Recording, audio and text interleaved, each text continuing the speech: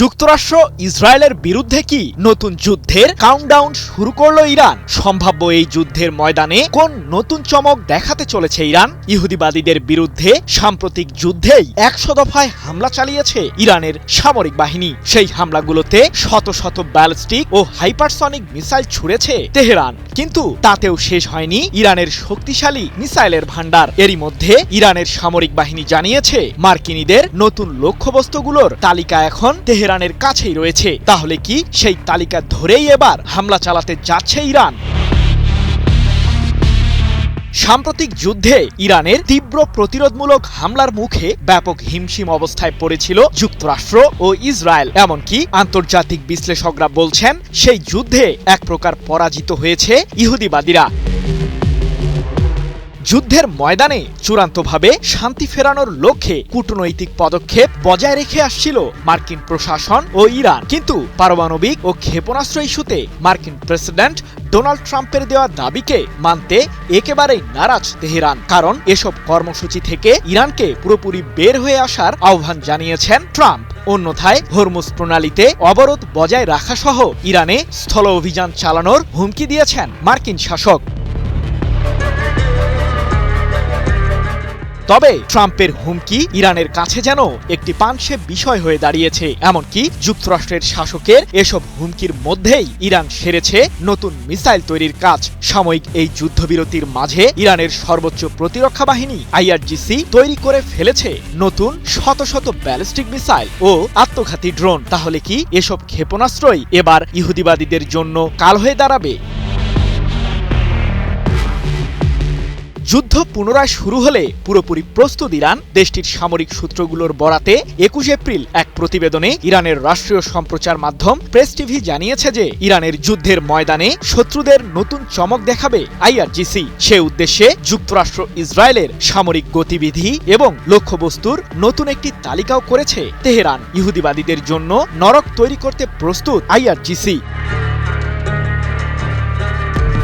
আর ইহুদিবাদীরা যে ইরানের মিসাইল কর্মসূচিকে চরমভাবে ভয় পায় তার প্রমাণ মিলেছে ইসরায়েলের সামরিক গবেষক তাল ইনবারের দেওয়া তথ্যে। ২,০০০-এরও বেশি কিলোমিটার জুড়ে হামলা চালানোর জন্য ইরানের কাছে যথেষ্ট মিসাইল রয়েছে, যা এখনো যুদ্ধের ময়দানে ব্যবহার করেনি তেহরান। মধ্যপ্রাচ্য পেরিয়ে আরও বিস্তৃত অঞ্চলে হামলা চালানোর জন্য প্রয়োজনীয় মিসাইল তৈরি করছে ইরান, এমনটি জানিয়ে তাল ইনবার সম্প্রতি বলেছেন IRGC বর্তমানে ঘায়েম 100 মডেলের একটি মিসাইল তৈরির চেষ্টা চালাচ্ছে, যা দিয়ে ৫,০০০ কিলোমিটার রেঞ্জের মাঝে হামলা চালাতে সক্ষম হবে তেহরান। এমনকি এই ক্ষেপণাস্ত্রটিতেই পারমাণবিক অস্ত্রের ওয়ারহেড বহন করতে পারবে ইরান।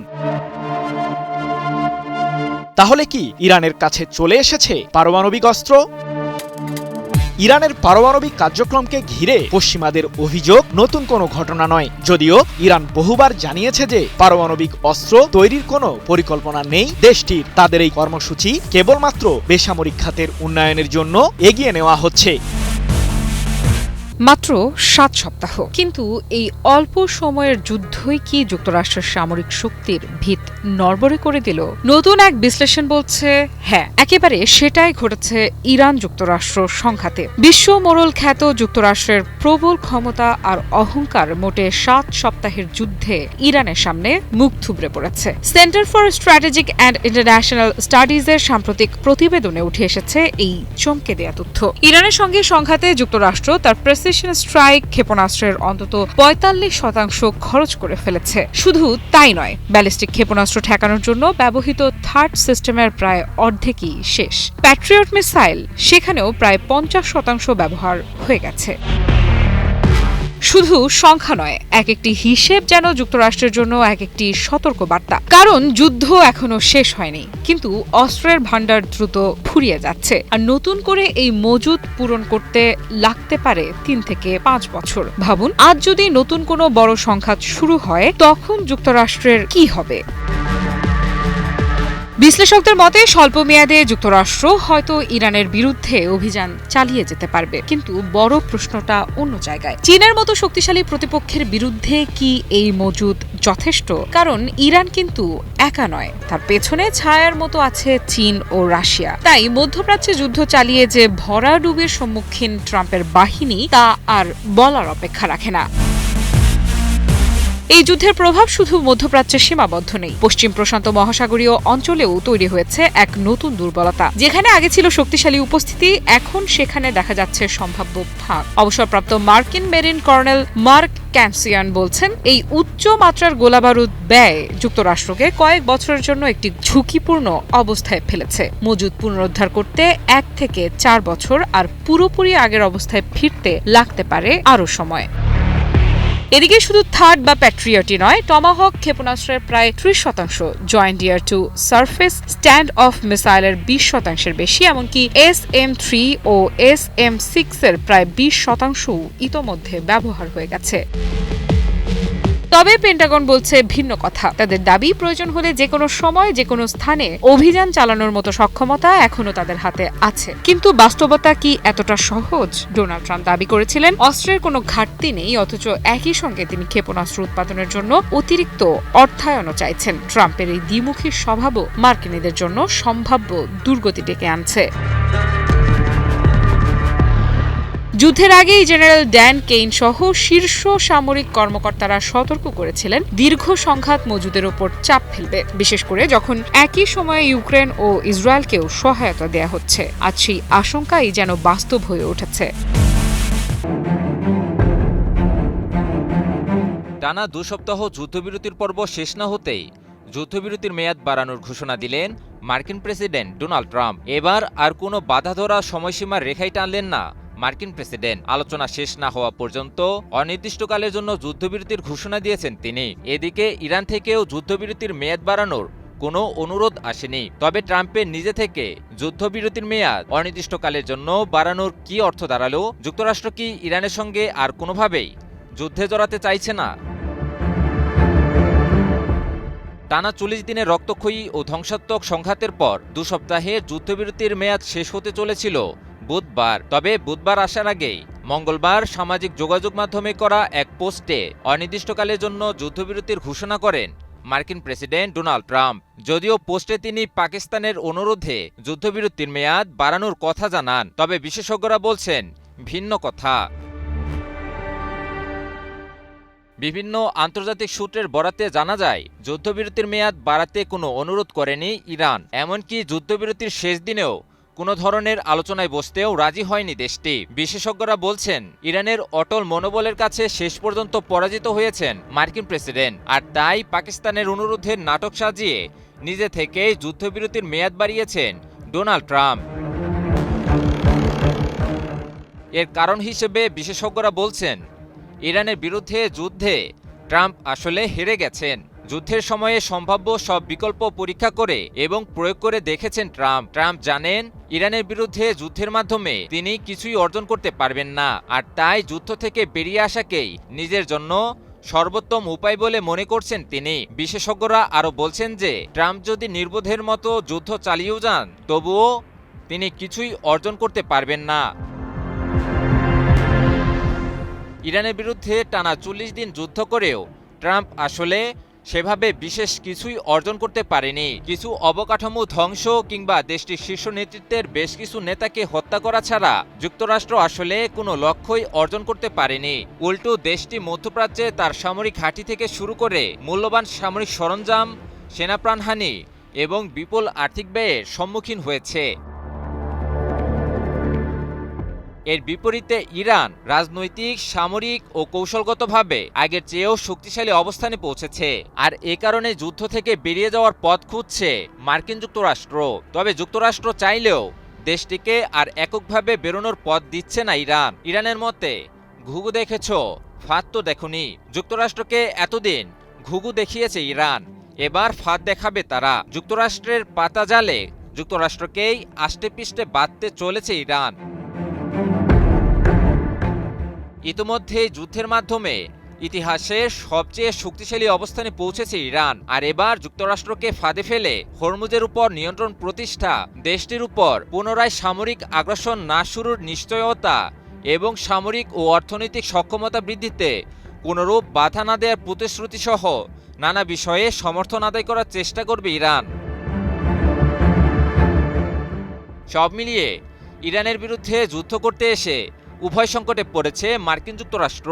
একদিকে তুলনামূলক দুর্বল দেশ ইরানের কাছে যেভাবে ধরাশায়ী হতে হয়েছে যুক্তরাষ্ট্রকে, তাতে বিশ্বজুড়ে এতদিন ধরে যে ভাবমূর্তি গড়ে উঠেছিল তা যেন একেবারে মাটির সাথে মিশে যেতে বসেছে। অপরদিকে যুদ্ধ থেকে বেরোনোর চেষ্টা করেও বেরোনোর পথ পাচ্ছে না যুক্তরাষ্ট্র।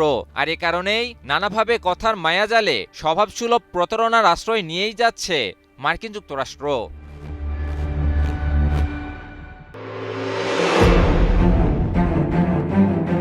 যে কোনো সময় কি অস্ত্রের ট্রিগার চাপতে চলেছে ইরানের সশস্ত্র বাহিনী? শতভাগ শক্তি দিয়েই কি এবার যুক্তরাষ্ট্রের বিরুদ্ধে হামলা চালাবে ইরান? কিন্তু এবারের যুদ্ধে কোন বিশেষ অস্ত্র ব্যবহার করবে তেহরান? ৫,০০০ কিলোমিটার জুড়ে হামলা চালানোর জন্য ইরান তৈরি করছে নতুন মিসাইল, এমন চাঞ্চল্যকর তথ্যই জানিয়েছেন ইসরায়েলের একজন সমরবিদ। শুধু তাই নয়, ইরানের সর্বোচ্চ প্রতিরক্ষা বাহিনী IRGC নিজেও জানিয়েছে তাদের বহরে নতুন করে যোগ হয়েছে আরও শত শত ব্যালিস্টিক মিসাইল। সম্ভাব্য যুদ্ধের ময়দান কি আরও ভয়ঙ্কর হতে চলেছে?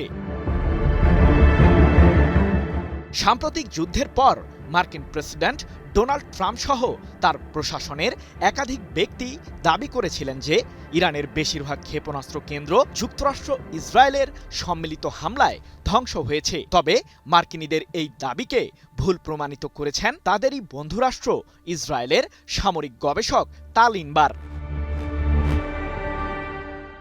মধ্যপ্রাচ্য পেরিয়ে আরও বিস্তৃত অঞ্চলে হামলা চালানোর জন্য প্রয়োজনীয় মিসাইল তৈরি করছে ইরান, এমনটি জানিয়ে তাল ইনবার বলেছেন IRGC বর্তমানে ঘায়েম 100 মডেলের একটি মিসাইল তৈরির চেষ্টা চালাচ্ছে, যা দিয়ে ৫,০০০ কিলোমিটার রেঞ্জের মাঝে হামলা চালাতে সক্ষম হবে তেহরান।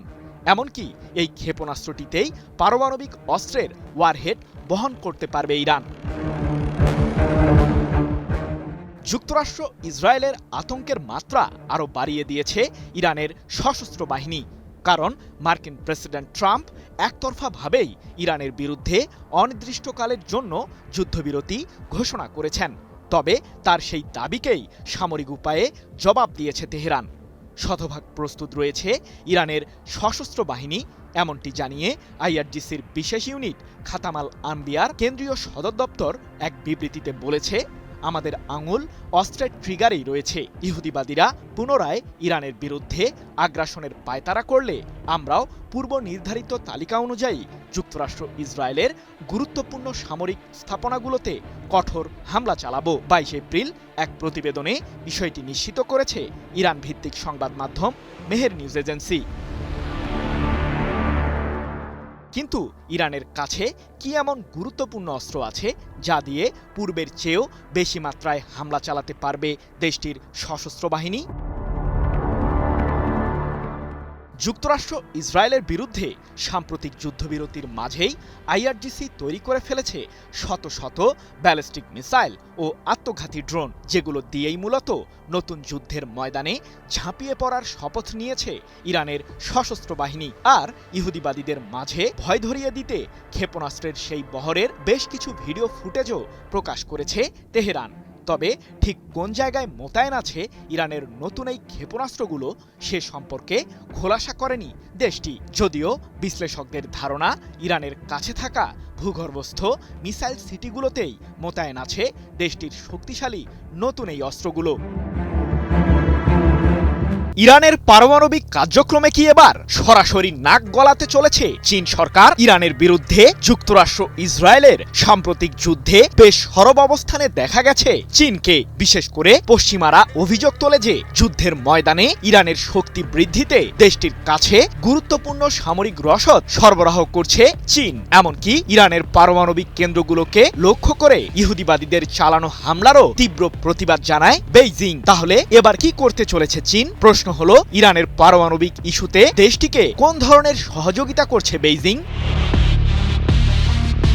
ইরানের পারমাণবিক কার্যক্রমকে ধ্বংস করতে দেশটির বিরুদ্ধে এখন পর্যন্ত বহুবার যুদ্ধে জড়িয়েছে ইহুদিবাদীরা, কিন্তু তাতে খুব একটা সফল হয়নি যুক্তরাষ্ট্র ও ইসরায়েল। উল্টো ইরানের পররাষ্ট্র মন্ত্রণালয়ের মুখপাত্র ইসমাইল বাঘাই জানিয়েছেন, মাটির মতোই আমাদের কাছে মহামূল্যবান হলো সমৃদ্ধ ইউরেনিয়াম। এই ইস্যুতে কারো সাথে আপোষ করবে না তেহরান। আমাদের পারমাণবিক কর্মসূচি বছরের পর বছর ধরে চলা অভ্যন্তরীণ বৈজ্ঞানিক প্রচেষ্টার প্রতিফলন। তাই ইরান তার পারমাণবিক সক্ষমতা যে কোনো আগ্রাসনের মুখেই রক্ষা করে যাবে। মূলত ইরানের পারমাণবিক ও ক্ষেপণাস্ত্র কর্মসূচি বন্ধ করতে তোড়জোড় শুরু করেছে ইহুদিবাদীরা। যুক্তরাষ্ট্রের দাবি, তেহরানের কাছে থাকা সমৃদ্ধ ইউরেনিয়ামগুলোকে মার্কিন প্রশাসনের কাছে হস্তান্তর করতে হবে। কিন্তু ইরানের কাছে সমৃদ্ধ ইউরেনিয়াম থাকলে মার্কিনীদের ক্ষতিটা ঠিক কোথায়? গত 15 মাসে ইরানের বিরুদ্ধে ইসরায়েল আক্রমণ না চালালে পারমাণবিক বোমা তৈরি করত তেহরান, এমনটি জানিয়ে ইসরায়েলের প্রধানমন্ত্রী বেনিয়ামিন নেতানিয়াহু বলেছেন, 2025 সাল থেকে ইরানের উপর আমরা হামলা না চালালে তারাই আমাদের বিরুদ্ধে পারমাণবিক বোমা তৈরি করে হুমকি সৃষ্টি করত, যার সাহায্যে ইহুদিবাদী জনগণ ধ্বংসের দ্বারপ্রান্তে চলে যেত। তবে বারবার ইরানের বিরুদ্ধে হামলা চালিয়েও ইহুদিবাদীরা তাদের লক্ষ্য পূরণ করতে পারেনি। ইরানের পারমাণবিক কার্যক্রমকে ঘিরে যুক্তরাষ্ট্র ও ইসরায়েল যখন নানান ষড়যন্ত্রমূলক ফাঁদ তৈরিতে ব্যস্ত, তখন তেহরানের পাশে দাঁড়িয়ে আবারও দৃঢ় বন্ধুত্বের প্রমাণ দিল চীন। ইরানের পারমাণবিক কেন্দ্রগুলোকে লক্ষ্য করে ইহুদিবাদীদের চালানো বোমা হামলার তীব্র নিন্দা জানিয়েছে চীন। সেই সাথে এসব হামলাকে জাতিসংঘের পরমাণু সংস্থা IAEA এর সাথে করা পারমাণবিক অস্ত্র নিরস্ত্রীকরণ চুক্তি বা NPTর শর্তের পুরোপুরি লঙ্ঘন হিসেবেও অভিহিত করেছে বেইজিং। এবার ইরানের শান্তিপূর্ণ পারমাণবিক কার্যক্রমে যে কোনো ধরনের হামলা না চালাতে যুক্তরাষ্ট্রকে কড়া সতর্কবার্তা দিয়েছেন চীনের পররাষ্ট্র মন্ত্রণালয়ের মুখপাত্র গুও জিয়াকুন। সেই সাথে যুদ্ধের ময়দানে পারমাণবিক অস্ত্র ব্যবহার এড়িয়ে চলার আহ্বানও জানিয়েছে বেইজিং। এক প্রতিবেদনে এমন তথ্যই জানিয়েছে তুরস্কের সংবাদ মাধ্যম TRT ওয়ার্ল্ড। প্রশ্ন হলো, কূটনৈতিক পদক্ষেপ ছাড়াও ইরান ইস্যুতে ভিন্ন কোনো পথ অনুসরণ করছে কি চীন? ইরানের বিরুদ্ধে ইহুদিবাদীদের সাম্প্রতিক যুদ্ধের শুরু থেকেই মার্কিন গোয়েন্দারা জানিয়ে আসছে যে মধ্যপ্রাচ্যে থাকা যুক্তরাষ্ট্রের সামরিক স্থাপনাগুলোকে ঘিরে তেহরানের কাছে গোয়েন্দা তথ্য সরবরাহ করছে বেইজিং। শুধু তাই নয়, ইরানের আকাশ প্রতিরক্ষা ব্যবস্থাকে নিরাপদ করতে দেশটিকে ম্যানপ্যাড মডেলের এয়ার ডিফেন্স সিস্টেমও দিচ্ছে চীন। তবে এসব বিষয়ের প্রতিটিকেই গুজব বলেই উড়িয়ে দিয়েছে চীনের পররাষ্ট্র মন্ত্রণালয়। আমি ভরসা রাখি হিরন স্মার্ট ওয়াটার পিউরিফায়ারে।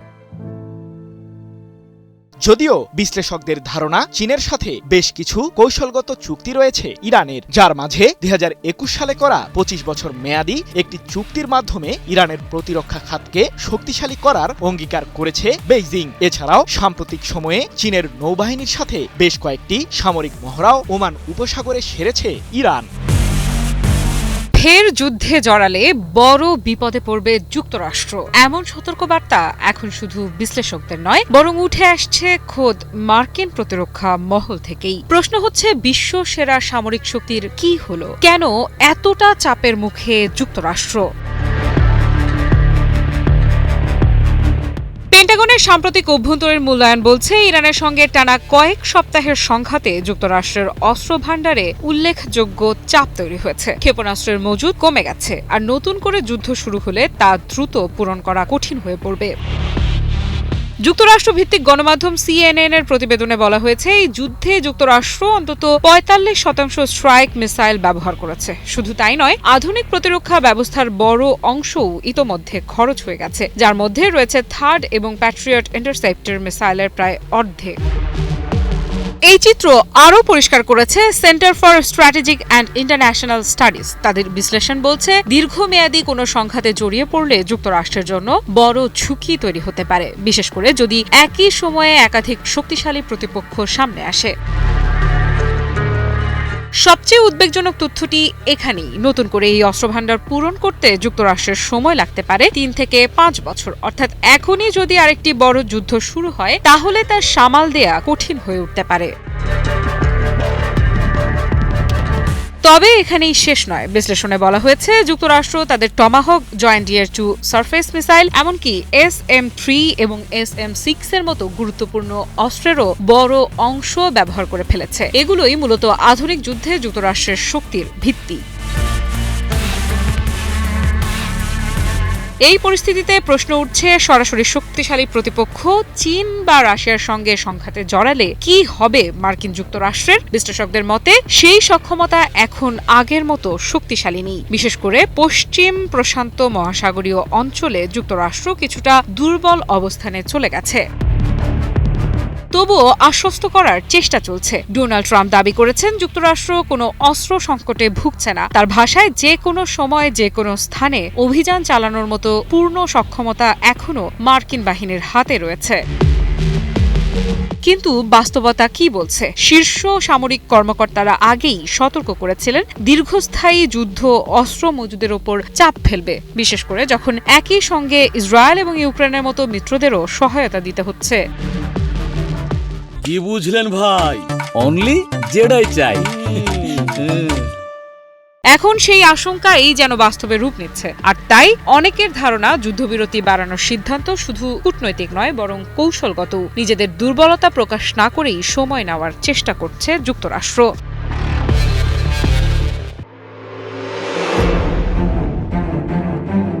ইরান থেকে ইউরেনিয়াম উদ্ধার শুনতে যতটা সহজ, বাস্তবে কি তাই? এ বিষয়ে সংশয় প্রকাশ করেছেন স্বয়ং বিশ্ব মোড়ল খ্যাত যুক্তরাষ্ট্রের ক্ষমতাশালী প্রেসিডেন্ট ডোনাল্ড ট্রাম্প নিজে। ট্রাম্পের ভাষ্য, ইরান থেকে সমৃদ্ধ ইউরেনিয়াম উদ্ধার করা সহজ কাজ নয়। সম্প্রতি ইরানের পারমাণবিক স্থাপনাগুলোতে মার্কিন বিমান হামলার পর নিজের প্ল্যাটফর্ম ট্রুথ সোশ্যালে ট্রাম্প বলেন, ইরান থেকে সমৃদ্ধ ইউরেনিয়াম উদ্ধার করা হবে দীর্ঘ এবং কঠিন একটি প্রক্রিয়া। তার দাবি, এই হামলায় ইরানের পারমাণবিক স্থাপনাগুলো কার্যত ধ্বংসস্তূপে পরিণত হয়েছে, আর সেখানে ছড়িয়ে থাকা তেজস্ক্রিয় উপাদান এখন যেন এক একটা নিউক্লিয়ার ডাস্ট। কিন্তু প্রশ্ন হচ্ছে, আসলেই কি সবকিছু ধ্বংস হয়ে গেছে, নাকি বাস্তবতা এর চেয়েও জটিল? বিভিন্ন আন্তর্জাতিক প্রতিবেদনে উঠে এসেছে ভিন্ন বাস্তবতা। বিশেষ করে ইস্পাহান এবং নাতাঞ্জ অঞ্চলের ভূগর্ভস্থ স্থাপনাগুলো পুরোপুরি ধ্বংস করা যায়নি। পাহাড়ের গভীরে নির্মিত এই স্থাপনাগুলো এতটাই সুরক্ষিত যে সেগুলোতে পৌঁছানোই এক বড় চ্যালেঞ্জ। এমনকি স্যাটেলাইট চিত্র বিশ্লেষণকারী প্রতিষ্ঠান ম্যাক্সার টেকনোলজিসের তথ্যও বলছে, ক্ষয়ক্ষতির চিহ্ন থাকলেও পুরোপুরি নিশ্চিহ্ন হয়ে যাওয়ার মতো কিছু দেখা যায়নি। অর্থাৎ মাটির নিচে কি আছে তা এখনো পুরোপুরি অজানা। আর এখানেই তৈরি হচ্ছে নতুন উত্তেজনা। কারণ যদি সত্যি এই ইউরেনিয়ামের মজুদ থেকে থাকে, তাহলে সেটি উদ্ধার করা শুধু প্রযুক্তিগত চ্যালেঞ্জ নয়, এটি একটি বড় নিরাপত্তা ঝুঁকিও। তেজস্ক্রিয় উপাদান সরানো মানেই প্রয়োজন দীর্ঘ সময় এবং অত্যন্ত উচ্চমানের প্রযুক্তি, সেই সাথে ঝুঁকি তো রয়েছেই। ভুল হলে তার প্রভাব ছড়িয়ে পড়তে পারে পুরো অঞ্চলে। অন্যদিকে ট্রাম্পের বক্তব্যে আরেকটি বিষয় স্পষ্ট, মিডিয়ার সঙ্গে তার পুরনো দ্বন্দ্ব। তিনি অভিযোগ করেছেন, মার্কিন সংবাদ মাধ্যম এই অভিযানের সাফল্যকে ছোট করে দেখাচ্ছে এবং এতে অংশ নেওয়া পাইলটদের যথাযথ সম্মান দিচ্ছে না। কিন্তু এর মধ্যেই নতুন এক জটিলতা তৈরি হয়েছে, ইউরেনিয়াম হস্তান্তর ইস্যু। সম্প্রতি ট্রাম্প দাবি করেছিলেন, ইরান তাদের সমৃদ্ধ ইউরেনিয়ামের মজুদ যুক্তরাষ্ট্রের কাছে হস্তান্তরে রাজি হয়েছে, কিন্তু তেহরান সেই দাবি সরাসরি প্রত্যাখ্যান করেছে। ফলে প্রশ্ন উঠছে, আসলেই কি কোনো গোপন সমঝোতা ছিল, নাকি এটি কেবল রাজনৈতিক চাপ সৃষ্টি করার কৌশল? এই টানাপোড়েন এখন শুধু দুই দেশের মধ্যে সীমাবদ্ধ নয়, পুরো মধ্যপ্রাচ্যের নিরাপত্তা পরিস্থিতি এর ওপর নির্ভর করছে। একদিকে যুক্তরাষ্ট্র চায় ইরানের পারমাণবিক সক্ষমতা পুরোপুরি ধ্বংস করতে, অন্যদিকে ইরান বলছে তাদের সার্বভৌমত্ব ও প্রতিরক্ষা সক্ষমতা নিয়ে কোনো আপোষ হবে না। এই অবস্থায় প্রশ্ন হচ্ছে, ইরানের মাটির নিচে ঠিক কি লুকিয়ে আছে, আর সেই লুকোনো বাস্তবতাই কি ভবিষ্যতের বড় কোনো সংঘাতের ইঙ্গিত দিচ্ছে?